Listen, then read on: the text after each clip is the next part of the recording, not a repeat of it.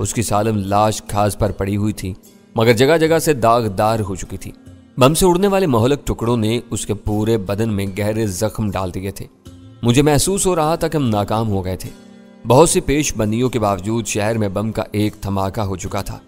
راہ کے 2 دہشت گرد اپنے مزید بموں کے ساتھ شہر میں آزاد گھوم رہے تھے اور ہم ان کے نام و نشان تک سے بے خبر تھے۔ ذرا سی دیر میں فریرحال خالی ہو چکا تھا۔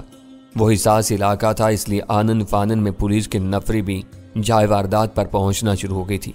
خدا کا شکر ہے کہ ہمارا کوئی شہری اس دھماکے کی زد میں نہیں آیا، جلال نے ارد گرد کا جائزہ لیتے ہوئے افسردہ لہجے میں کہا۔ افسوس یہ ہے کہ وہ دونوں ہمارے ساتھ آتے آتے رہ گئے۔ سر، انہیں وقت مل گیا، اس کے ماتحتوں میں سے کسی نے کہا۔ ہم ان پر ذرا پہلے ہاتھ ڈال دیتے تو وہ پکڑے جاتے۔ نو باری صاحب، نو، جلال نے سختی سے اس کی تردید کی۔ بھاگنے سے پہلے وہ بھیڑ میں تھے۔ آپ نے سنا نہیں کہ دھماکہ کتنا شدید تھا؟ خطرہ سر پر دیکھ کر اسے یہی کرنا تھا۔ اپنے ساتھ وہ نہ جانے کتنے اور لوگوں کو اڑا دیتا۔ تم رکو گے یا ہمارے ساتھ چلو گے؟ میں نے ایک فوری خیال کے تحت دھیمی آواز میں جلال سے پوچھا۔ یہ میرا آپریشن تھا، مجھے رکنا ہوگا۔ اس کی مستفسرانہ نگاہیں میرے چہرے کی طرف اٹھ گئیں۔ M50 مجھے دے دو، شاید میں بقیہ 2 دھماکے ٹال سکوں۔ میں نے سرگوشی کی۔ اس نے بس لمحہ بھر کے لیے میری آنکھوں میں جھانکا اور پھر اپنی جیب سے راہ والوں کا ٹرانسمیٹر نکال کر میری طرف بڑھا دیا۔ اس کے ماتحتوں میں چند چہرے میرے شناسا تھے، بیشتر اجنبی تھے۔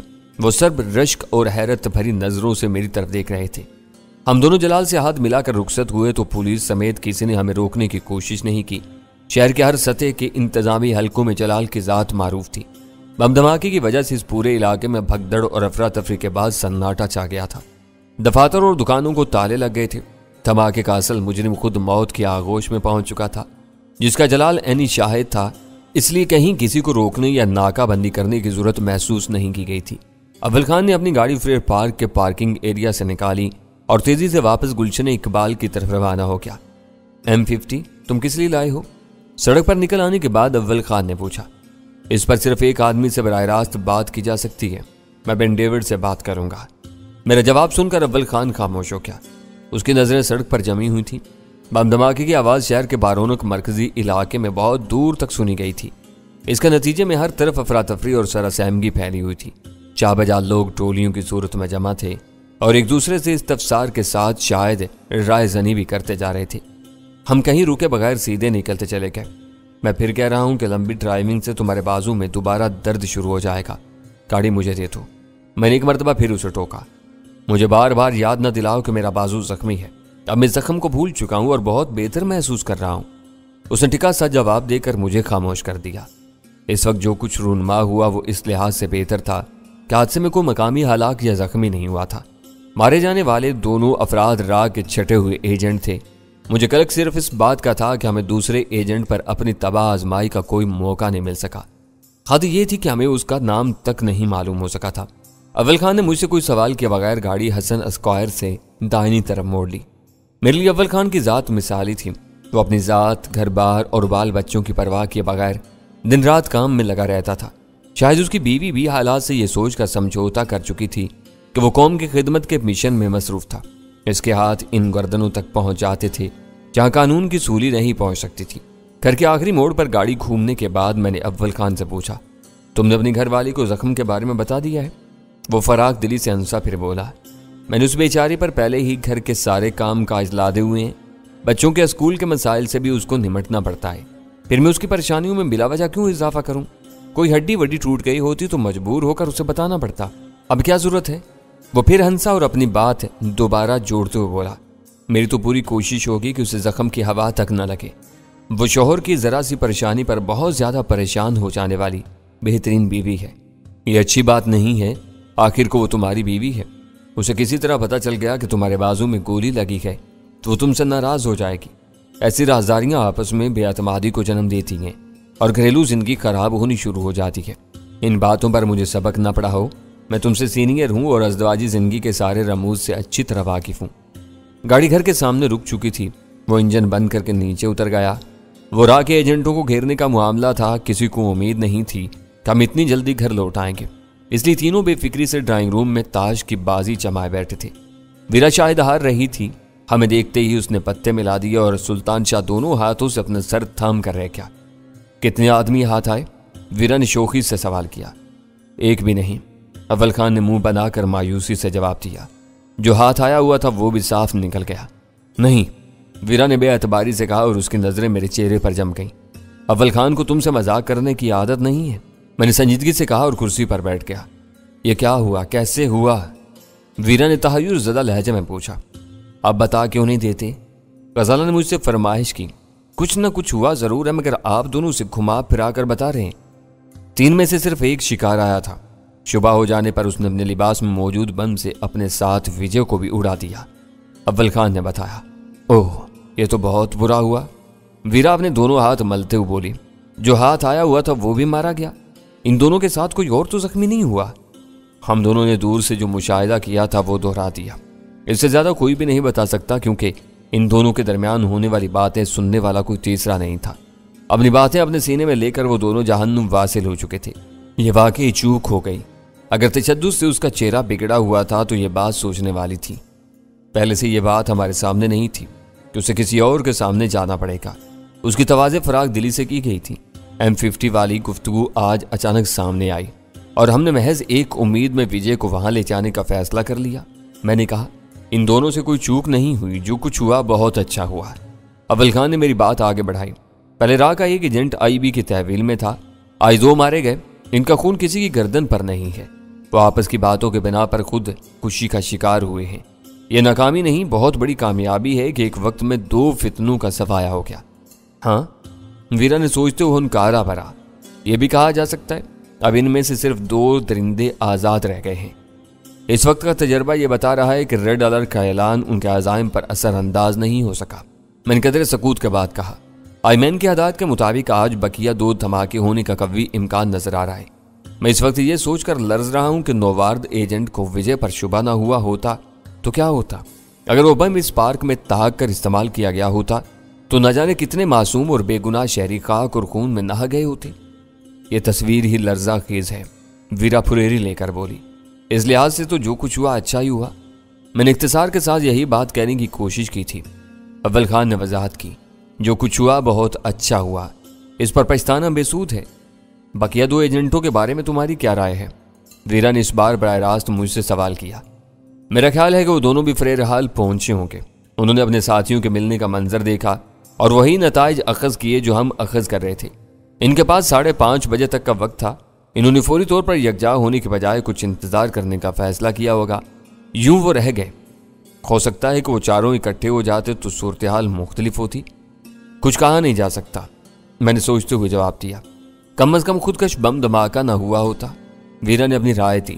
وہ صرف 2 تھے، اس لیے نئے آنے والے کو اپنے فیصلے پر عمل کر گزرنے کی آزادی حاصل تھی۔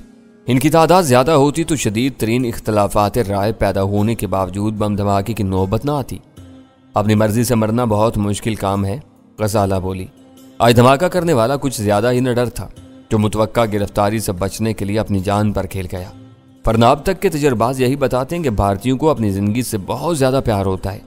وہ موت سے ڈرتے ہیں، زندہ رہنے کے لیے ہر سودے بازی کر گزرتے ہیں۔ چاروں کے یکجا ہونے کی صورت میں یہی ذہنیت کام دکھاتی۔ میں نے اس کی تائید کی۔ ہو سکتا ہے کہ وہ آپس میں لڑ مرتے، وہ اکٹھے نہیں ہوئے، 2 بم کے ساتھ اڑ گئے۔ 2 آزاد ہیں۔ اب تمہیں کیا صورت بنتی ہوئی نظر آ رہی ہے؟ سلطان شاہ نے پوچھا۔ بگدڑ کی آڑ لے کر وہ نکل بھاگنے میں کامیاب ہو گئے ہوں گے۔ اس وقت وہ آئمین کے چنگل میں پھنسے ہوئے ہیں۔ فریر پار کا دھماکہ آئمین کی مرضی کے مطابق نہیں تھا۔ وہ بڑے پیمانے پر پاکستانیوں کا خون بہانا چاہتا ہے۔ اس دھماکے سے یہ مقصد حاصل نہیں ہوا۔ ہو سکتا ہے کہ وہ بقیہ دونوں ایجنٹ اس کا ازالہ کرنے کی کوشش کریں۔ میں نے اپنا تجزیہ ان چاروں کے سامنے پیش کر دیا۔ کیا ہم ان کی راہ روک سکتے ہیں؟ ویرا نے کاٹدار لہجے میں پوچھا۔ یقین سے کچھ نہیں کہا جا سکتا۔ میری بات ادھوری رہے گی، کیونکہ میری جیب میں پڑے ہوئے M50 آپریٹرز پر کال سگنل آ رہا تھا۔ میں نے پھرتی سے تھرتھراتا ہوا آپریٹرز جیب سے نکال کر آن کر دیا۔ سر، میں نمبر 2 بول رہا ہوں۔ آپریٹرز آن ہوتے ہی فضا میں ایک شناسا آواز گونجنے لگی۔ اول خان کے سوا بقیہ تینوں کی آنکھیں حیرت سے پھیل گئیں۔ اس وقت تک انہیں یہ بتانے کی نوبت نہیں آئی تھی کہ ہم جلال سے M50 آپریٹرز لے آئے تھے۔ ابھی 5:15 بجے 1 اور 3 اپنے ہی کیے ہوئے دھماکے میں مارے گئے۔ نمبر 2 نے اپنی بات مکمل کی۔ میں نے یہ نہیں کہا تھا۔ ان کے ساتھ اور کتنے لوگ مارے گئے؟ बेन डेविड की आवाज जख्म खाए हुए सांप की तरह थी। अभी कुछ पता नहीं चल सका, शायद कुछ लोग जख्मी हुए हों। तुम इन दोनों की मौत के बारे में इतने पुरयकीन क्यों हो? बेन डेविड इस इत्तला पर बुरी तरह भंनाया हुआ था। मैंने वो अफसोसनाक मंजर अपनी आंखों से देखा था। नंबर 2 की आवाज में मुर्दनी रची हुई थी। तुम डफर हो। जब चारों अलग अलग रोपोश हो तो फिर सबको एक जगह जमा होने की क्या जरूरत थी? वो बरहम हो गया, बस इत्तिफाक था। वो दोनों किसी जरूरत के तहत एक दूसरे से मिले थे। मैं इनसे दूर था। मैंने कहा था कि एक दूसरे से दूर और बेखबर रहो। बेन डेविड गुस्से से बीचों ताप खा रहा था। कोई एक मुसीबत में पड़े तो अपने साथ दूसरों को भी ले डूबे। इस वक्त एक दूसरे से दूरी तुम्हारे अपने मफाद में थी। तुमने देख लिया कि वो दोनों यकजा हुए और मौत उन्हें निकल गई। पता नहीं तुम इंडियंस इतने बेवकूफ क्यों होते हो। मुझे खुशी हुई कि उसने भारतीयों के लिए इज्तिमाई तौर पर एक नारवा लफ्ज इस्तेमाल किया था। वो एक मुतासिब गोरा था। उसके दिल में एशियाइयों के खिलाफ अनाद होना ताज्जुब अंगेज नहीं था। हम 2 रह गए हैं, अब पूरी एहतियात करेंगे, वो नंबर 2 का जवाब था। उसने ये बात सिरे से गोल कर दी थी कि रोजाना शाम 5 और 5:30 बजे के दरमियान फ्रेयर पार्क में मिलना इनका पहले से तयशुदा प्रोग्राम था। इसी के तहत नंबर 1 और 3 वहां इकट्ठे हुए थे। अब तुम्हारा क्या प्रोग्राम है? बेन डेविड की आवाज से बरहमी और बेजारी मुतरश्शिद थी। शहर में रेड अलर्ट है, पुलिस का गश्त बढ़ा हुआ है, फिर भी हम अपना काम करेंगे। नंबर 4, क्या तुम सुन रहे हो? मैंने तीसरे आदमी को पहली बार मुखातिब किया। यस सर, तुम्हारी हदायत के मुताबिक मेरा ऑपरेटर हर वक्त फाल रहता है। मैं अपना काम पूरा करने की कोशिश करूंगा। इनके दरमियान गुफ्तगू सिमटती हुई महसूस हो रही थी। मेरा दिल चाहा कि इसी वक्त इनकी गुफ्तगू में मुदाखलत करके नंबर 2 और 4 की मकारी का भांडा फोड़ दूं, मगर मैंने वो इरादा मुलतवी कर दिया। बाहिमी मशवरे के बगैर अब कोई कदम उठाना मुनासिब नहीं था। M50 के जरिए मैं जब चाहता बेन से राब्ता कर सकता था। यह पता चला कि नंबर 3 मरने से पहले कहाँ मरा हुआ था। नो सर, मैंने बताया ना कि मैं दूर था। नंबर 1 ने इस बारे में जरूर उससे कुछ न कुछ पूछा होगा। वो मेरे इल्म में नहीं है। ये कैसे हुआ कि इन दोनों ने खुद को उड़ा लिया? सिर्फ नंबर 1 बम से लैस था, ये काम वही कर सकता था। हो सकता है कि उसने कोई संगीन खतरा भांप लिया हो। वो बहुत बड़े दिल गुर्दे का मालिक था। उसने मौत को अपनी गिरफ्तारी पर तरजीह दी। तो क्या कुछ लोगों ने इन दोनों को घेरने की कोशिश की थी? मैंने ताज्जुब से पूछा। मैं दूर का तमाशाई था, मेरे मुशाहिदे में ऐसी कोई बात नहीं आ सकी। नंबर 2 की आवाज से बेबसी अयां थी। बात कुछ कुछ से साफ हो रही है। मैं इनकी ख्याल अंगेज आवाज उभरी। नंबर 3 गायब था। शायद नंबर 1 को शुबा हुआ होगा कि वो पकड़े जाने के बाद किसी पाकिस्तानी एजेंसी का टाउट बन चुका है और उसे भी मरवा देगा। पाकिस्तान वाले राह के एजेंटों का बहुत बुरा हशर करते हैं। उसने मेरे साथ नंबर 3 को भी उड़ा दिया। हो सकता है कि यही हुआ हो। नंबर 2 की आवाज मोहतात थी।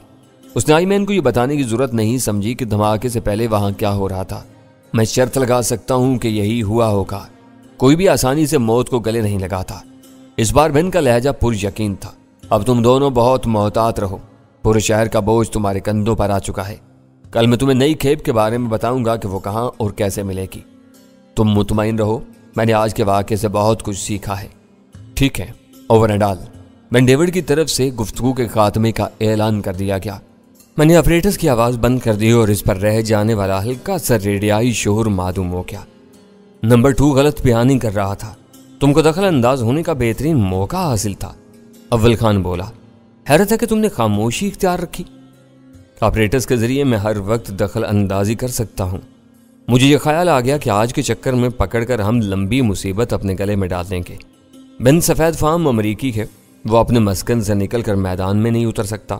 राह वाले उसके दस्ते बाजू बने हुए हैं, उन्हें काटना जरूरी है। काटने के बजाय तुम उन्हें एक दूसरे से बदजन भी कर सकते हो। बेन डेविड इनसे भड़क जाए तो इनके दरमियान खलीज पैदा हो जाएगी। तलखी पैदा हो सकती है, खलीज पैदा नहीं हो सकती। वीरा ने उसे इख्तलाफ करते हुए कहा। बेन अच्छी तरह जानता है कि मकामियों या भारतीयों की मदद के बगैर अपने पांव नहीं जमा सकता। मेरी दानिश में इस वक्त मेरा दखल अंदाज ना होना ही सबसे बेहतर था। मैंने जवाब दिया। राह के बाकी रह जाने वाले दोनों आदमी सिर्फ बेन के मुआवन नहीं, हमारे बड़े मुजरिम हैं।